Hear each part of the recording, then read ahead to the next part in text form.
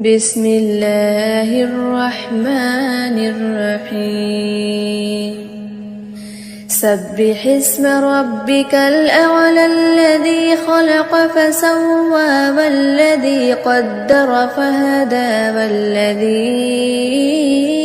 أخرج المرعى فجعله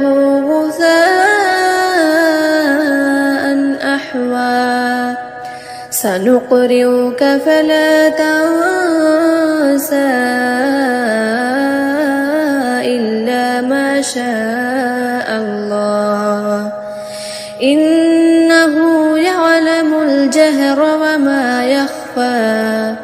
ونيسرك لليسرى فذكر إن نفعت الذكرى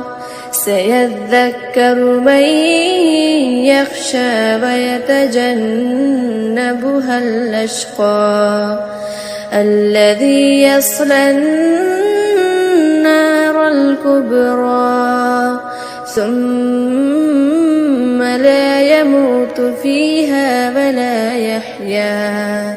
قد أفلح من تزكى وذكر اسم ربه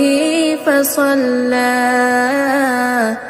بل تؤثرون الحياة الدنيا والآخرة خير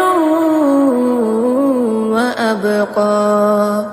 إن هذا لفي الصحف الأولى صحف إبراهيم وموسى.